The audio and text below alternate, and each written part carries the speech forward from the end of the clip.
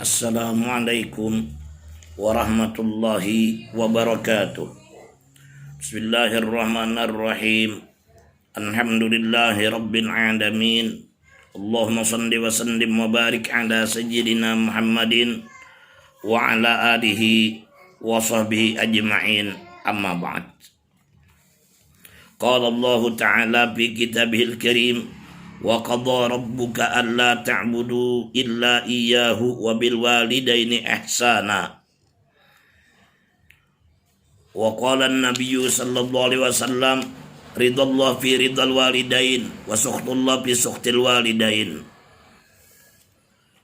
Hadirin hadirat, para pendengar sekalian dimanapun Anda berada, semoga Allah Subhanahu wa Ta'ala senantiasa mencurahkan taufik hidayah kepada kita, memberikan kesehatan dan rezeki yang banyak, serta memberikan bimbingan agar kita senantiasa berada di jalan yang diridhoinya. Amin ya rabbal alamin. Hari ini kita berada di hari ke-12 Ramadan. Mudah-mudahan segala amal ibadah Ramadan yang kita laksanakan diterima di sisi Allah sebagai satu ibadah yang diridainya. Amin ya rabbal alamin. Salawat serta salam mari senantiasa kita haturkan kepada junjungan kita yang mulia Nabi besar Muhammad sallallahu alaihi wasallam, juga kepada keluarga Nabi dan sahabat-sahabat beliau dan penerus perjuangan beliau ila yaumil qiyamah. Qala Ibnu Abbas radhiyallahu anhuma, salasu ayatin nuzilat makrunatan bisalasin, la tuqbalu minha wahidatun bi ghairi qarinatiha. Ihdahuma qaulullahi ta'ala, ati'ullaha wa ati'ur rasul. Faman ata'allaha wa lam yuti'ir rasul lam yuqbal minhu. Asaniyatu qaulullahi ta'ala, wa aqimus salata wa atuz zakah. Faman shalla wa lam yuzakki lam yuqbal minhu. Asalisatu qaulullahi ta'ala, anishkurli wa liwalidaik. Faman syakarallaha wa lam yashkur liwalidayhi lam yuqbal minhu.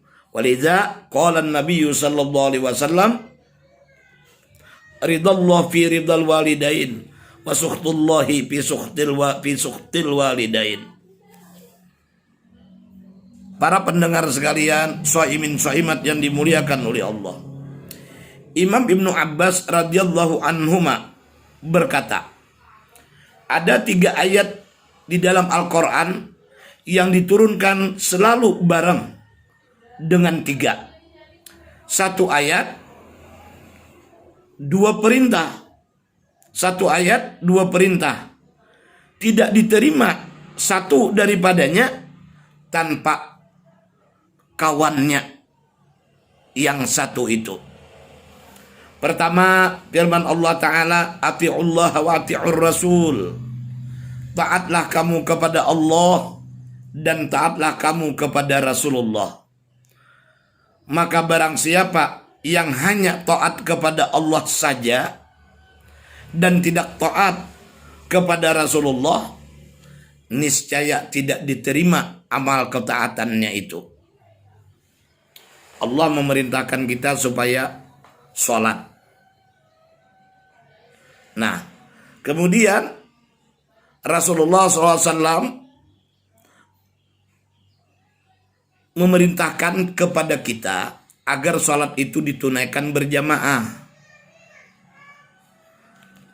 Maka bagi orang yang dekat dengan masjid, hendaklah ia mendirikan sholat fardu 5 waktu itu berjamaah di masjid. La sholata li jaril masjidi illa fil masjid. Tidak ada nilai, ya, tidak ada nilai sembahyang bagi orang yang dekat dengan masjid kecuali mesti di masjid sembahyangnya berjamaah. Tidak ada nilai pahala bagi orang yang bertetangga dengan masjid kecuali sembahyangnya mesti di masjid. Allah memerintahkan kita sholat, sedangkan kita dekat dengan masjid. Rasulullah mencontohkan dan memerintahkan agar sembahyangnya di masjid. Lalu bagi orang yang dekat masjid tanpa uzur, lalu dia sembahyang di rumah saja, kada pernah mau turun ke masjid. Nah, ini hati-hati, bisa-bisa tidak diterima oleh Allah, bisa-bisa tidak diterima. Kalau berpahala ya jauh sekali. Ya, andai kata sah dan makbul diterima itu sudah untung. Kalau mencari pahala jauh sekali. Kenapa? Karena tidak sesuai dengan apa yang diperintahkan oleh Rasulullah Sallallahu Alaihi Wasallam. Dulu ada orang buta. Ketika perintah sholat berjamaah ini diwantarkan oleh Nabi, ya, sampai-sampai beliau ingin untuk mendatangi rumah-rumah penduduk yang ada di kota Madinah, serta menyuruh kepada salah seorang di antara sahabat untuk mengimami sholat berjamaah. Nabi ingin mendatangi rumah-rumah penduduk.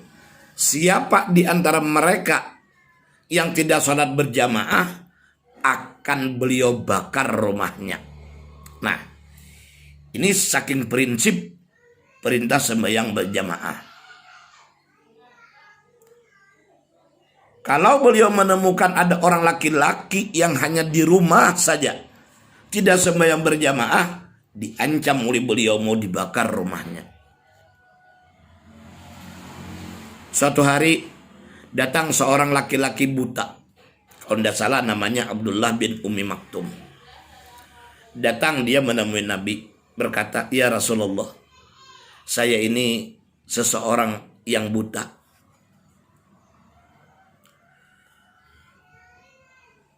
Dan saya tidak ada orang yang menuntun untuk sampai ke masjid guna sembahyang berjamaah. Oleh karena itu, saya minta keringanan, dispensasi, agar kiranya sembahyang di rumah saja. Karena pada waktu itu di Madinah masih belum rame, masih ada binatang buas, ya. Laki-laki buta ini khawatir dengan dirinya. Kalau apa yang akan terjadi, karena ke masjid tidak ada orang yang menuntunnya. Nah, dia minta uzur kepada Rasulullah, minta keringanan untuk sholat di rumah saja. Akhirnya Nabi pun mengiyakannya. Begitu laki-laki ini berpaling untuk kembali ke rumahnya, dipanggil lagi oleh Nabi. Ditanya, "Hai fulan, apakah Anda mendengar suara azan?" "Iya ya Rasul, saya dengar suara azan."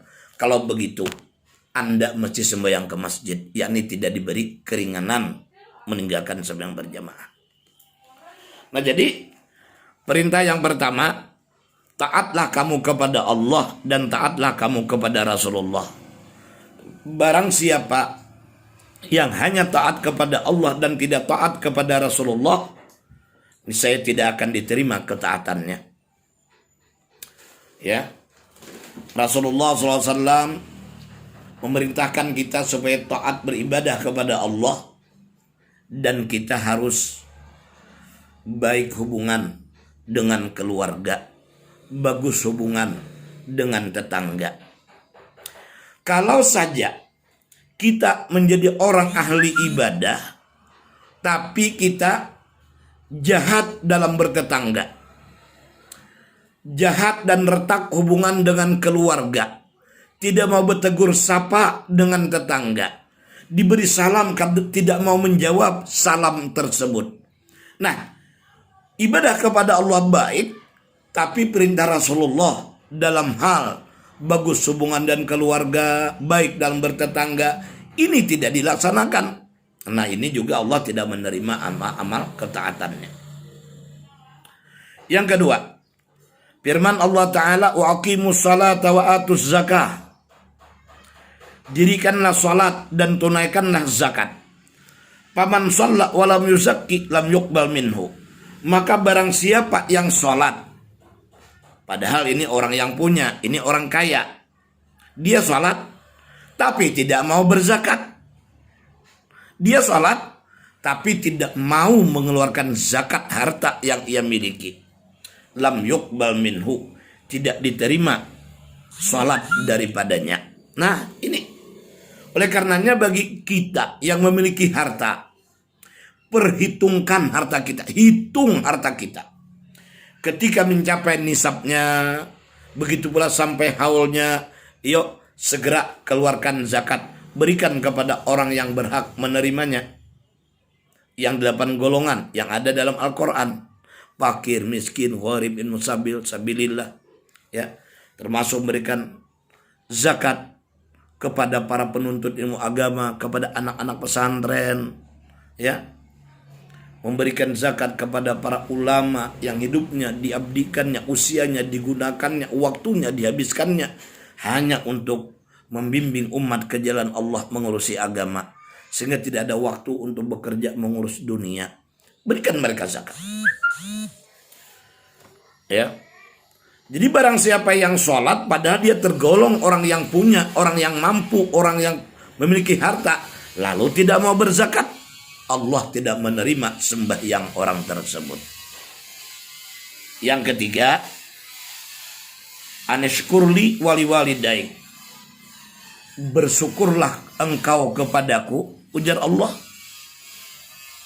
dan bersyukurlah kamu kepada kedua orang tua engkau. Faman syakarallaha alam yashkurli walidayh lam yuqbal minhu. Maka barang siapa yang bersyukur kepada Allah, yakni beribadah dengan baik, tapi dia tidak bersyukur kepada kedua orang tuanya, yakni dia durhaka bagi orang tua, tidak peduli dengan orang tua, tidak memperhatikan bagaimana keberadaan orang tua, makankah orang tua atau kelaparankah, kada perlu mengurus dia, kada peduli dia. Kedinginankah orang tuanya, kada memikirkan bagaimana memberikan selimut. Sakitkah orang tua, kada pernah dirawat diobatinya. Ya.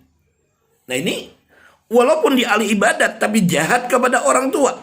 Walaupun dia bersyukur kepada Allah jadi hamba yang taat ibadah kepada Tuhan, tapi dia durhaka kepada ayah maupun kepada ibunya, Allah tidak menerima amal taatnya itu. Allah tidak menerima syukurnya itu. Nah, walidha qala an-nabiy sallallahu alaihi wasallam, ridallah fi ridal walidain wa sukhtullahi fi sukhtil walidain.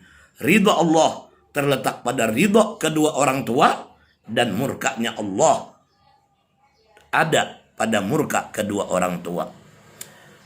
Mudah-mudahan para pendengar sekalian, kita dapat mengamalkan apa yang kita bicarakan pada hari ini. Semoga Allah terima amal ibadah kita, Allah terima salat kita, dan Allah bimbing kita agar kita bisa menjadi seorang anak yang bakti kepada kedua ibu bapak. Mudah-mudahan apa yang kami sampaikan bermanfaat untuk kita sekalian. Terima kasih atas segala perhatian. Mohon maaf atas segala kekurangan. Usikum wa iyaya bitaqwallah faqad fazal muttaqun. Akhiru kalam, wallahul muwaffiq ila aqwamit thariq. Summa salamu alaikum warahmatullahi wabarakatuh.